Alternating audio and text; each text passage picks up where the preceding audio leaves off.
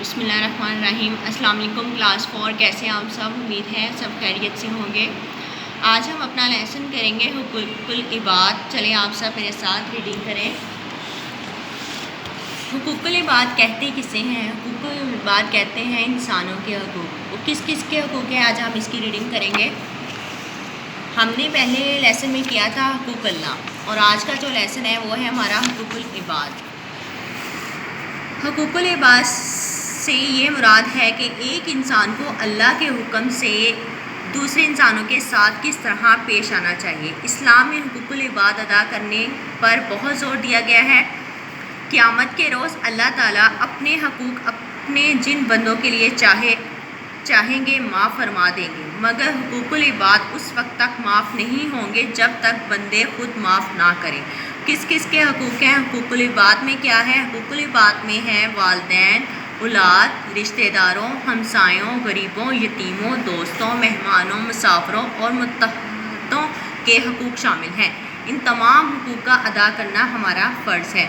والدین کے حقوق کیا ہیں؟ والدین کا حق یہ کہ ہم ان کا ہر حکم مانیں، ان کی ضروریات کا خیال رکھیں، ان کی خدمت کریں، ان کا احترام کریں، اور خاص طور پر جب وہ بڑھاپے کی عمر کو پہنچ جائیں تو ان کے ساتھ نہایت ادب سے پیش آئیں۔ قرآن پاک میں اللہ تعالیٰ کا ارشاد ہے وَبِالْوَالِدَيْنِ إِحْسَانًا، اور والدین کے ساتھ نیک سلوک کرو۔ اولاد کے حقوق۔ اولاد کا یہ حق ہے کہ بیٹا ہو یا بیٹی ہر ایک سے یکساں سلوک کرے، ان کی تعلیم و تربیت کا خیال رکھیں اور اولاد کو اللہ تعالیٰ کا عطیہ سمجھیں۔ اولاد پر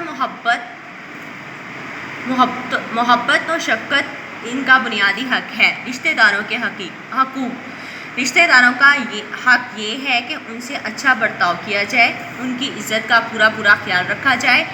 اگر رشتہ دار غریب ہوں تو ان کی مدد کی جائے۔ رشتہ داروں سے باہمی تعلقات کو برقرار رکھا جائے۔ ہمسایوں کے حقوق۔ اب ہمسایوں کے کیا حقوق ہیں؟ ہمسایوں سے مراد ہے ساتھ رہنے والے لوگ۔ ہمسایوں کا حق یہ ہے کہ ہم ان کے دکھ درد میں شریک ہوں اور مصیبت میں ان کے کام آئیں۔ ایک موقع پر رسول پاک صلی اللہ علیہ وآلہ وسلم نے فرمایا وہ شخص جنت میں داخل نہیں ہوگا جس کا ہمسایہ اس کے شر سے محفوظ نہ ہو۔ غریبوں کے حقوق۔ غریبوں کا یہ حق ہے کہ ان کی ضرورتوں کا خیال رکھا جائے، ان کی مالی امداد کی جائے۔ اسلام نے غریبوں اور مسکینوں کے ساتھ نرمی اور محبت کے ساتھ برتاؤ کرنے کا حکم دیا ہے۔ یتیموں کے حقوق۔ یتیم وہ ہے جس کا باپ فوت ہو جائے یا ماں باپ دونوں فوت ہو جائیں۔ حضور نبی اکرم صلی اللہ علیہ وآلہ وسلم نے یتیموں سے شفقت اور محبت کی تعلیم دی ہے۔ قرآن حکیم کا حکم دیا ہے کہ یتیموں کے حقوق کا خاص خیال رکھیں، ان کی امانتوں کی حفاظت کریں، اور جب وہ بالغ ہو جائیں تو ان کی امانتیں ان کے حوالے کر دیں۔ مہمانوں کے حقوق۔ مہمانوں کے حقوق یہ ہیں کہ ان کی عزت کی جائے، ان کے آرام کا خیال رکھا جائے، ان کو اچھا کھانا کھلایا جائے اور ان کی اچھی طرح مہمان نوازی کی جائے۔ مسافروں کے حقوق۔ مسافروں کا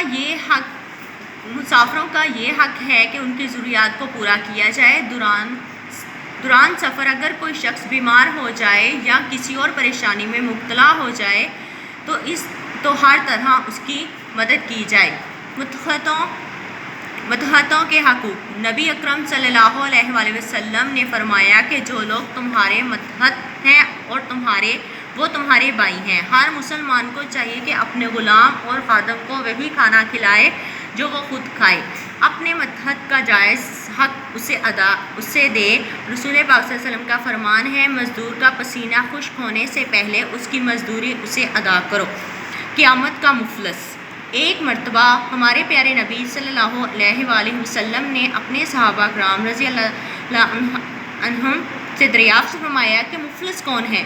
صحابہ رضی اللہ تعالیٰ عنہم نے جواب دیا مفلس وہ ہے جس کے پاس دنیا کا مال و دولت نہ ہو۔ آپ صلی اللہ علیہ وسلم نے فرمایا نہیں، میری امت کا مفلس شخص وہ ہے جو قیامت کے دن اس حالت میں آئے گا اس نے نمازیں پڑھی ہوں گی، روزے رکھے ہوں گے، زکوٰۃ دی ہوگی، لیکن اگر کسی کو گالی دی ہوگی، کسی کا مال کھایا ہوگا، کسی کا خون بہایا ہوگا اور کسی پر جھوٹا الزام لگایا ہوگا تو پھر اس کی تمام نیکیاں مظلوموں کو مل جائیں گی، بلکہ مظلوموں کے گناہوں کا بوجھ بھی اس پر ڈال دیا جائے گا۔ پھر فرشتوں کو حکم دیا جائے گا کہ اسے جہنم میں پھینک دیا جائے، چنانچہ وہ جہنم میں پھینک دیا جائے گا۔ رسول پاک صلی اللہ علیہ وآلہ وسلم سے اس ارشاد مبارک سے واضح ہوتا ہے کہ آخرت میں نجات کے لیے عبادات کے علاوہ وہ بندوں کے حقوق ادا کرنا بھی ضروری ہے۔ بیٹا ہم نے حقوق العباد کی ساری ریڈنگ کی، ہم نے دیکھا کہ کون کون سے حقوق ہیں اور ان کو کیسے ادا کرنا چاہیے۔ اب اس کے مطابق ہم اپنے یہ دیے ہوئے جملوں کو درجہ ذیل نامکمل جملوں کے ساتھ لکھ کر جملے مکمل کریں۔ قریبوں کا یہ حق ہے کہ ان کی مالی امداد کی جائے۔ والدین کا یہ حق ہے کہ ہم ان کا ہر حکم مانیں۔ یتیموں کا یہ حق ہے کہ ہم ان کے دکھ درد میں شریک ہوں۔ مہمانوں کا یہ حق ہے کہ ان کے آرام کا خیال رکھا جائے۔ ہمسایوں کا یہ حق ہے کہ ہم ان کے دکھ درد میں شریک ہوں۔ مسافروں کا یہ حق ہے کہ ہم ان کی ضرورتوں کا خیال رکھا جائے۔ یہ آپ نے یہاں سے دیکھ کر اپنے جو بھی جملے نامکمل جملے ہیں ان کو مکمل کرنا ہے۔ اللہ حافظ۔